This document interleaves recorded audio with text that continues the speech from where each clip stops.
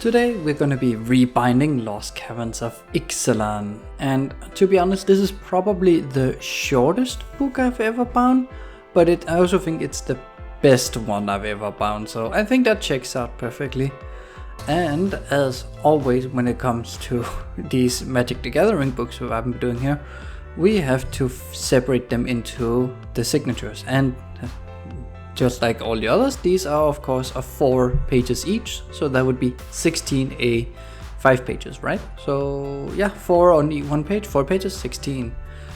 And when I do this, that means there will be some pages that are just pure white, so that it adds up in the end. But I think that's okay, because we can just evenly split those in both ends. Now that we have separated them, we fold the signatures. And when folding the signatures, I like to fold all the pages at once, and the reason for that is it allows the fold to stay consistent all the way through instead of being sharp. This way, like, you still get the sharpness, but they fold together evenly so they look nicer. And it is just a lot of folding it, and really try to make sure that the corners are lining up somewhat, and also that you don't mess up the order, because it's actually quite difficult to keep track of, surprisingly. At least I think it is, but it might be a lack of experience, I don't know. But yeah, it's just, I fold it, and I always make sure to fold it with so the 2 middle pages meet each other. And at times then it is difficult, because you will have like page 12 on one and then page 36 right next to it, and you have to figure out if it's the start or the middle or the end. And you always know if it's the end of a signature, because the end of the signature is like 2 numbers following each other right away. That's how you can figure it out. Now that the signatures are folded, it's marking where the holes are going to be, and I've made this handy little tool here where you can see I have done some markings. It was pretty quickly to see, but hopefully you could see it. But yeah, as you can see, I taped some pieces of paper to the tool to mark which hole, like where to punch the holes. And for future books after this one, I have made a better system, because this is tedious with taping on small pieces of plastic. So I have made a it's basically a hole punching cradle, but also with markers so it can keep it consistently. And just like with folding and all that, it has to be done for every single signature. And here it's still quite important to keep the order correctly, because the more you can do that, the more you're going to make it easier for yourself once you have to start sewing it together, because then you don't have to think about what order they're lying in. You just pick one, sew it on, pick one, sew it on, and it's always going to be correct. And yeah, we are going to be skipping ahead until we do the hole punching. And for this book, I do the hole punching with a hammer and what's called a hole puncher. For the future books, I will not be doing that. I'll be using the cradle I've made, mainly because this is very, very noisy. That's also why we're not, like, you should be happy you're not hearing it. And also it's tedious to just do. I don't think it nearly as fun, so we'll be doing the cradle instead. And now it's time for sewing. And yeah, sewing these laying down here is very, very difficult, but we're doing a pretty standard Coptic stitch, and it is just in and out, in and out. And then we have these blue bands here, and we're going to be using the blue bands to strengthen the spine. And here it's kind of important to keep the threads relatively tight. And that's a bit of a challenge when you're doing it on the table directly like this, without anything to hold the bands or anything, but it works out. I picked the thread here, like in this color specifically, because that's gonna be matching the color of this, the color of the cover. Oh, that's a tongue. Because I'm planning on making that a brown color to match the theme of Caverns, Lost Caverns of Ixalan. So that's what we're going for here, and it is usually sewing back and forth. And if we look at it, if we skip ahead a little, so now we're almost done with the second signature. And if we look at when we're gonna be combining them, for the first signature here, we are gonna be doing something rather unique compared to all the others. we are just, it's when the thread goes out, we're going to be tying the ends together, and just tie a small knot. It doesn't have to be very large. The thicker the knot you do, the bigger the risk of it being visible. In the end, I have not found that to be an issue at all. And then we of course can continue on with the third one. And for the third one, it's gonna be the same way all the way through for every single one. And again, it's out and around, and make sure to keep the thread tight. If you feel like it's not like gonna be too loose, you can pull the thread along the paper, the spine, because that way you won't tear up the paper, but you can tighten it, the thread a lot. And I think that's a really neat trick, and I use it nearly all the time. But yeah, it's very tedious when nothing's holding your bands. Of course, you could argue that using the glue band is probably not the smartest, but it worked out pretty well. It doesn't end up being see-through, so that's perfect.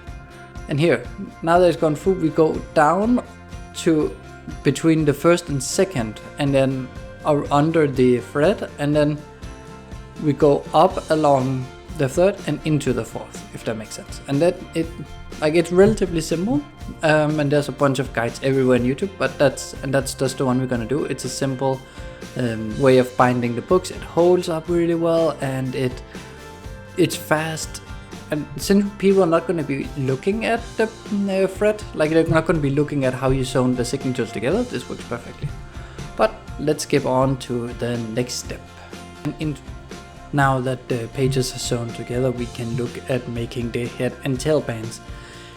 And I am gonna make it a green and blue one for this book. And the reason for that is when I think of Ixalan in Magic the Gathering, I always think of the lush forest with the rivers and the oceans.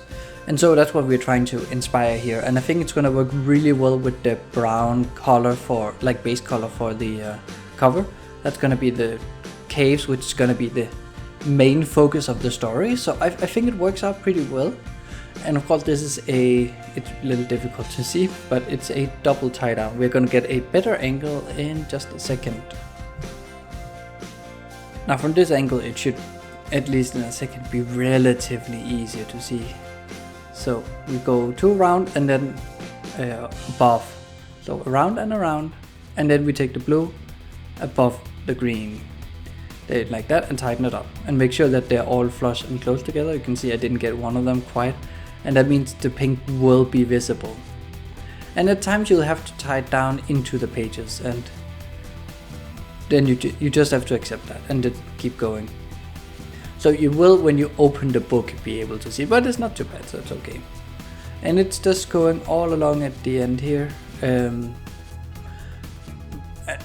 For me, it adds that finishing touch to the book, but it also adds, like, it protects the book when you're pulling it off the shelf, because that's usually what you're going to be pulling it in, is the head and tail bands.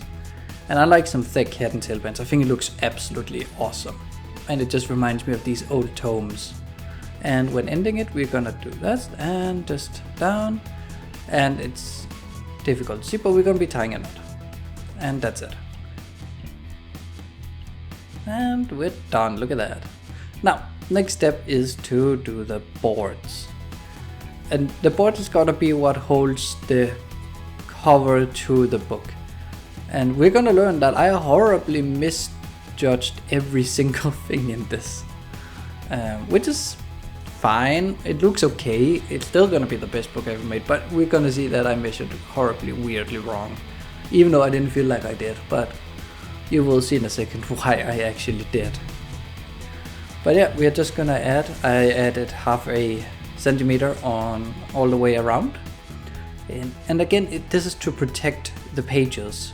By adding this frame around in the board, we ensure that way that when we glue the pages to it, when the book stands on the shelf, it won't be standing on paper, it'll be standing on the cover and especially on the edges of these boards. And that's like the main, not even the main function, that's the only function. And once I've cut this one out, since I was doing Brothers War at the same time, like nearly at the same time, you will see I wrote Ixa on it, and that's just because it's Ixalan. I don't even know if you get to see it. You should. There we go. And yeah, Ixa. There we go. And I wrote Ixa 1 because it's the first one and it's for the cover. Now, of course, for the backside, it's gonna be identical, so we can just do the surrounding of that one, and we write Ixa 2 right away so we don't forget. And then it's just cutting that one out. And that's what makes it smart, like easy. And if we skip ahead a bit, we're gonna be doing the spine. And the spine is a little bit interesting. So I already had measured out. As you can see, I'm trying to make sure I get it correctly, which is 20 millimeter-ish. I'm just marking up here because I didn't quite measure it how I wanted, and then we're gonna cut. And there we go. And that's it. Ixa spine. Now getting to the leather, we're gonna be measuring all the way around. We're gonna measure a even edge all the way around. I like using calipers. I don't know why. See, here you can actually see, sorry about that. You can see what I mean with it. The huge gap you see between this backing boards, we don't need that at all.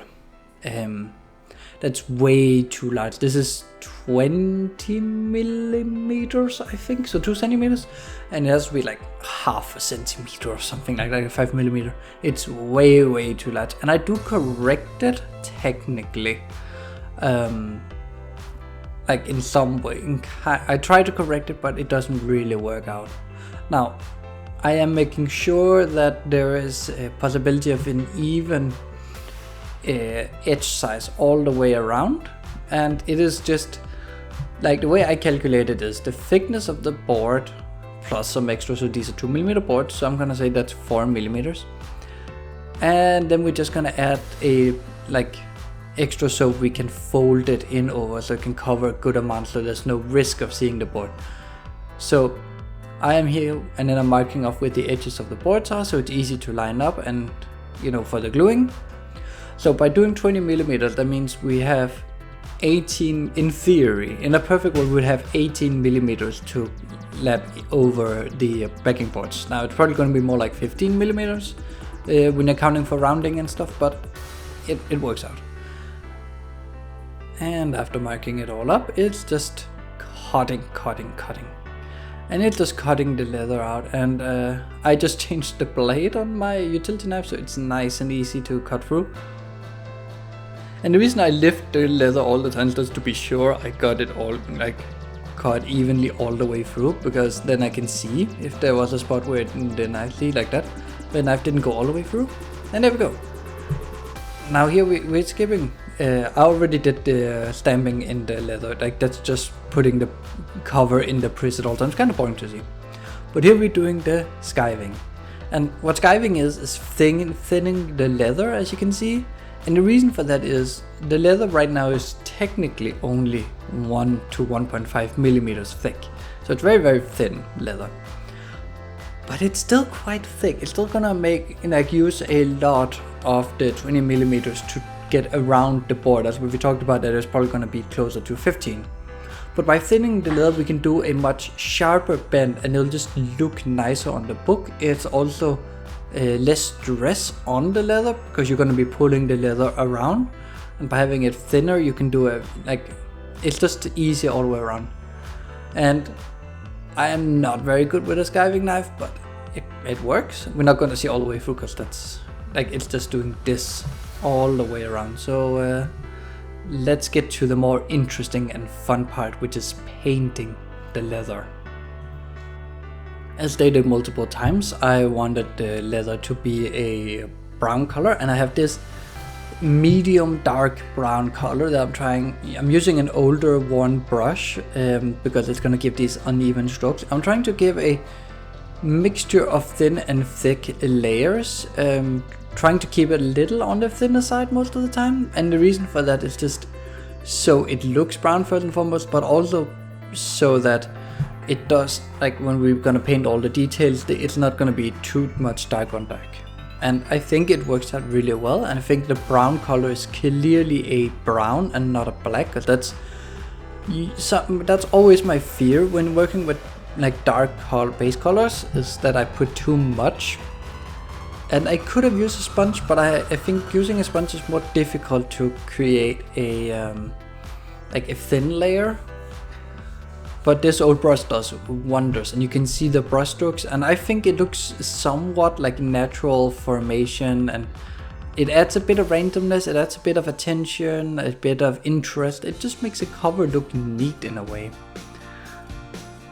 But right now we have 3 colors we're working with: brown, blue, and green. There we go. I got the final color. So we need to kind of tie them together a little. And the way I did that, we'll see in just a second, but that's by choosing the green color. And 3, 2, 1, painting with green. Oh yeah, of course we're starting with this detailing here. So we're doing the front of the cover, and when looking at the front of the cover, the very first thing that I see all the time is the stamp for Magic the Gathering moved, which saddens me immensely. And it made it very, very difficult to follow one of them because they kind of blend in at times. But I think I managed to get it look decent. You can easily read Magic the Gathering. And for this I actually went and got some miniature painting brushes, which helped me out immensely when it came to making the painting the little details, like where it says Magic Gathering. Oh. Which, you know, I just enjoy. But let's skip on ahead to some more painting, because now I'm gonna be painting the spine. And for the spine we're just gonna go through again the same as always, all of them, this green color, and like all of it's gonna be green except for the mana symbols on the back. We're gonna be doing those like we did on the Brothers War, but we'll get to that. But here the miniature brushes are really showing off why they are so good, because I can really get in there. I'm not the best at painting, I'll admit that, but it allows me to at least get in and paint all these tiny details somewhat. Of course, what I'm only going to be showing here is the first layer. They will get a second layer where the color really gets to stand out way more. But yeah, let's skip ahead to the back where we will see the difference. Now for the back, we're of course going to paint the green mana symbol in green, but the white mana symbol is going to be in white.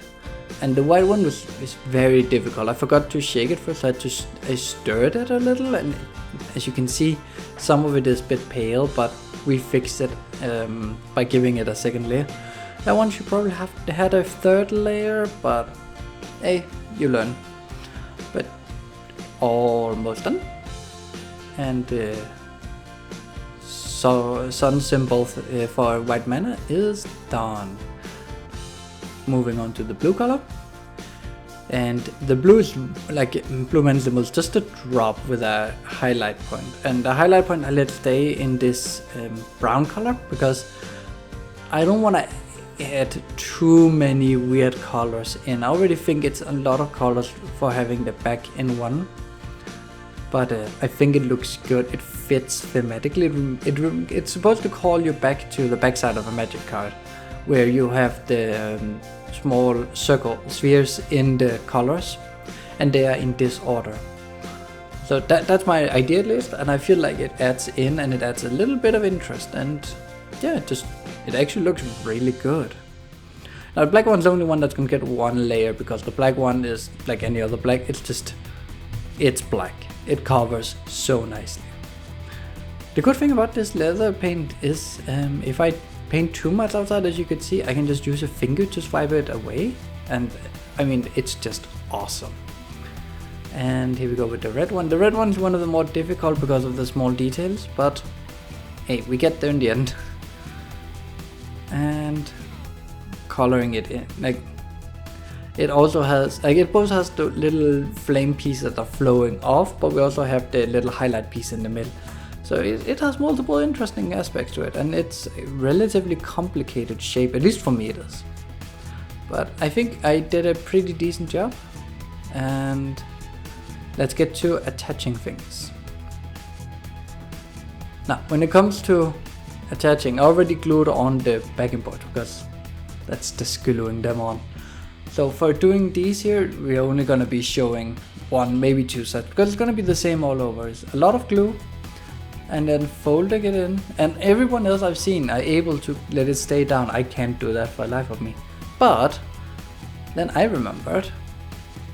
Let's get to it, where I remember things. There we go. I remember things now. And that is, I have these pieces of wood that I didn't need for my sun cradle.